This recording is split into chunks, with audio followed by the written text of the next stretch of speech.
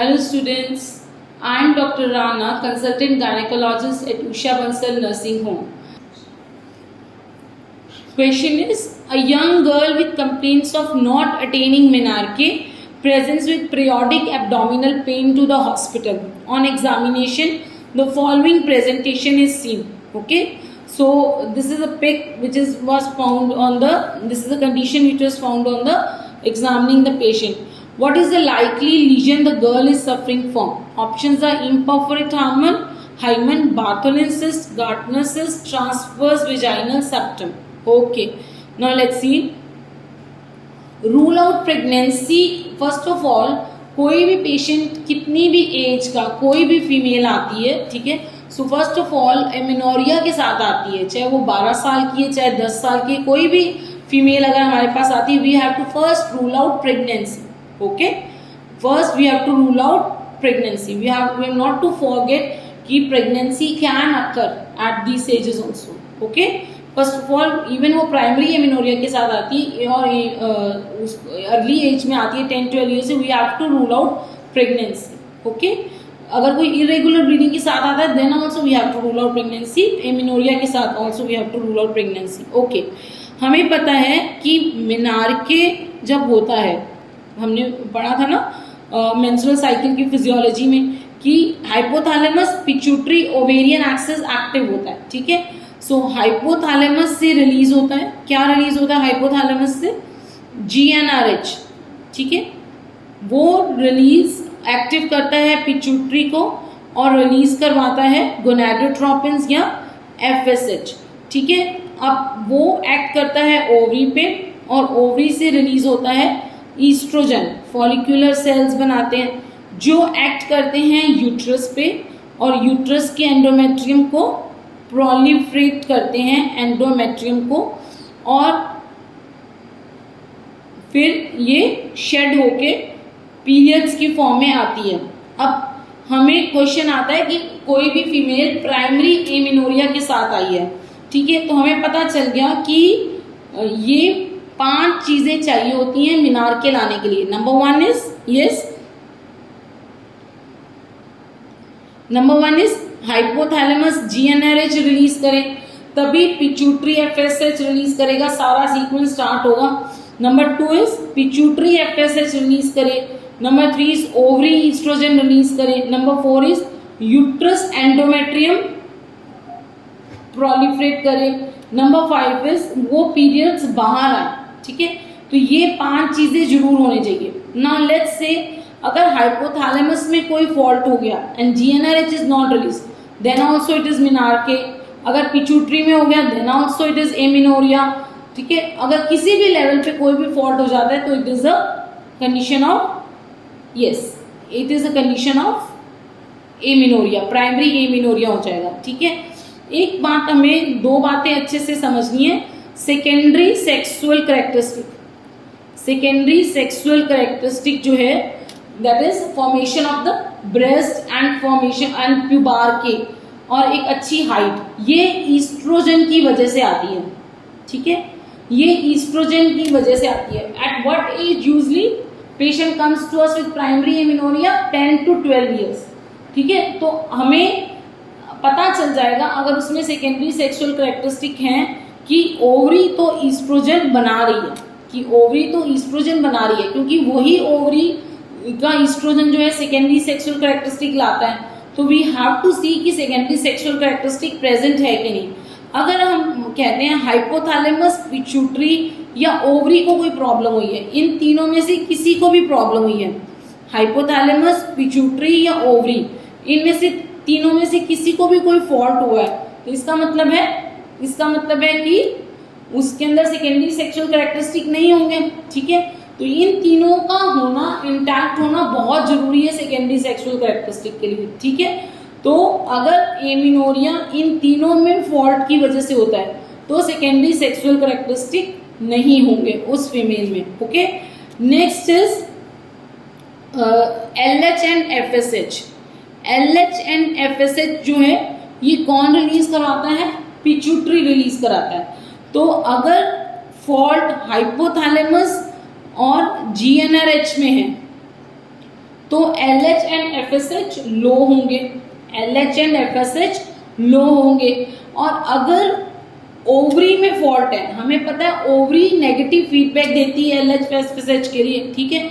अगर ओवरी में फॉल्ट है, ठीक है, अगर ओवरी में फॉल्ट है, हमने पढ़ा अगर हाइपोथैलेमस और पिट्यूटरी में फॉल्ट है तो LH FSH will be decreased. अगर ओवरी में फॉल्ट है तो LH and FSH will increase. Okay, अगर यूट्रस और पीरियड्स के बाहर आने में फॉल्ट है तो LH and FSH will be normal, LH and FSH will be normal, ठीक है। तो इन LH FSH और सेकेंडरी सेक्सुअल कैरेक्टरिस्टिक से हमें पता चल जाएगा कि फॉल्ट पांचों में से किस लेवल पे है, ठीक है। अगर तो सेकेंडरी सेक्सुअल कैरेक्टरिस्टिक एब्सेंट है तो इसका मतलब फॉल्ट हाइपोथैलेमस, पिट्यूटरी या ओवरी में किसी पे भी हो सकता है। अगर प्रेजेंट है तो इसका मतलब यूट्रस या पीरियड्स के बाहर आने में फॉल्ट है। अगर LH FSH डिक्रीज है तो इसका मतलब हाइपोथैलेमस, पिट्यूटरी में फॉल्ट है। LH FSH इंक्रीज है बिकॉज ओवरी का नेगेटिव फीडबैक जाता है, इसलिए LH FSH इंक्रीज हो जाते हैं अगर ओवरी में फॉल्ट है, ठीक है। और LH FSH नॉर्मल है, इसका मतलब यूट्रस में कोई फॉल्ट है या पीरियड्स के बाहर आने में कोई फॉल्ट है। Okay, so this was about the fault at various level. Now let's study कि हाइपोथैलेमस में किस कंडीशन में फॉल्ट होता है। हमें हिस्ट्री बहुत ज़्यादा पूछी जाती है। अभी जो क्वेश्चन था उसमें भी बोला गया था ना, पीरियोडिक एब्डोमिनल पेन हो रहा है और मेनार्के नहीं अटेन हो रहा है, ठीक है। तो हिस्ट्री जो हमारे लेवल पे बहुत ज़्यादा पूछी जाती है, so please stress on this column of history. Okay, अगर हाइपोथैलेमस में फॉल्ट है, हाइपोथैलेमस GnRH नहीं रिलीज कर रहा, तो उसका एग्जाम्पल है कैलमैन सिंड्रोम, ठीक है।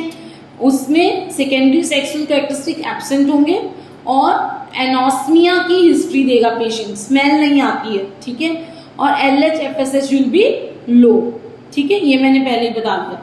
अगर पिट्यूटरी में फॉल्ट है तो सेकेंडरी सेक्सुअल कैरेक्टरिस्टिक एब्सेंट होते हैं, पर ऐसा कोई सिंड्रोम है नहीं पिट्यूटरी वाला, ठीक है, एग्जिस्ट नहीं करता। अगर गोनाड्स जो हैं उस फीमेल के फंक्शन नहीं करते हैं तो सेकेंडरी सेक्सुअल कैरेक्टरिस्टिक एब्सेंट होंगे।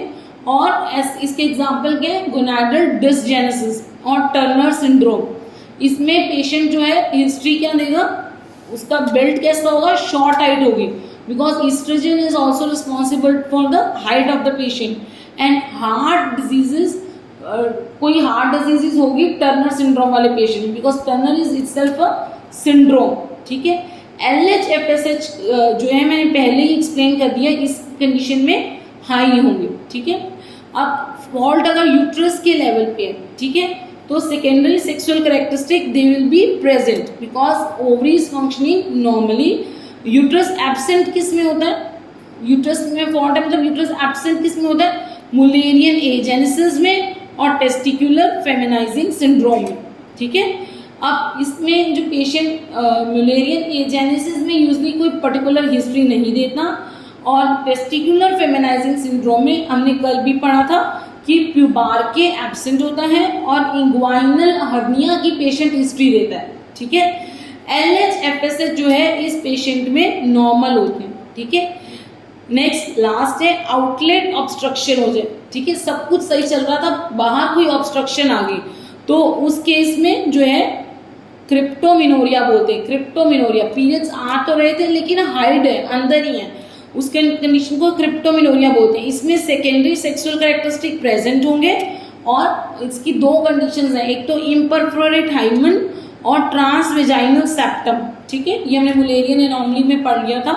Imperforate hymen is much more common, imperforate hymen जो है ये बहुत ज़्यादा कॉमन है देन द ट्रांसवेजाइनल सेप्टम, ठीक है। और इम्परफोरेट हाइमन में हाइमन परफोरेट नहीं होती है और हाइमन बिल्कुल नीचे नीचे होती है, ठीक है। और ट्रांसवेजाइनल सेप्टम में ये अपर 2/3 और लोअर 1/3 ऑफ वेजाइना में एक सेप्टम आ जाता है, ठीक है, वो सेप्टम डिसॉल्व नहीं होता है। इन दोनों कंडीशन में पेशेंट साइक्लिकल एब्डोमिनल पेन की हिस्ट्री देगा और LH FSH नॉर्मल होंगे। ये देखिए, अब ये बिल्कुल हाइमन जो है वल्वा ओपनिंग पे है, so this is a case of imperforate hymen. Transvaginal septum जो होगा वो जो है अंदर जाके होगा, अपर 2/3 और लोअर 1/3 पे होगा। ओके, एंड अगर आपको नहीं डिफ्रेंशिएट कर रहे हो तो यू कैन किसका केस है, ठीक है, ये इम्परफोरेट हाइमन का या ट्रांसवेजाइनल सेप्टम का है, तो imperforate hymen is much more common than transverse vaginal septum.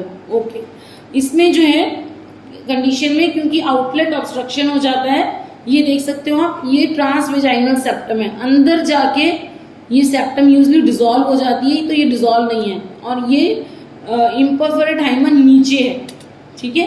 और इसको क्या बोलते हैं, वेजाइना में जो ब्लड इकट्ठा हो गया इसको बोलते हैं हम haemato means blood, colpos means vagina, and ये जो यूट्रस में इकट्ठा हुआ है इसको बोलते हैं हम haemato means blood, and metra means uterus, जो यूट्रस में इकट्ठा हो गया, ठीक है। इसका ट्रीटमेंट होता है, ये जो बताया हुआ इन्होंने इम्परफोरेट हाइमन का, इस तरह से क्रूशिएट इंसिजन दे देते हैं, ठीक है, क्रूशिएट इंसिजन दे देते हैं।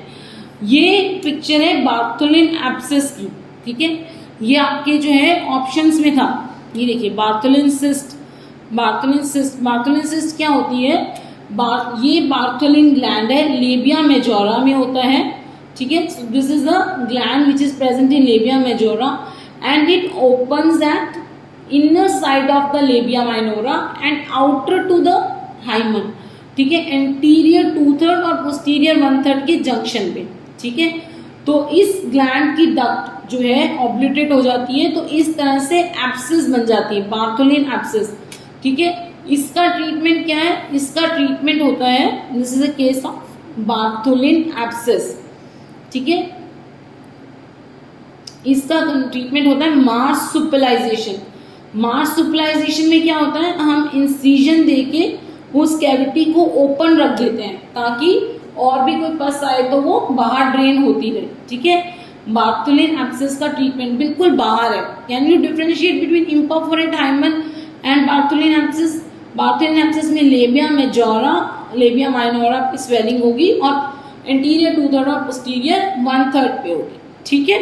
सो most common cause of primary amenorrhoea is gonadal dysgenesis और टर्नर सिंड्रोम में XO होता है। Second most common cause of primary amenorrhoea is Mullerian genesis, इसमें जो कैरियोटाइप XX होता है। And third most common cause of primary amenorrhoea is testicular feminisation syndrome, इसमें karyotype XY होता है। So confirmatory test is always karyotype. Okay, thank you. I hope you like this video. Please subscribe my channel, share this video to all the FMGS aspirants so that they too can get benefited from this. Thank you.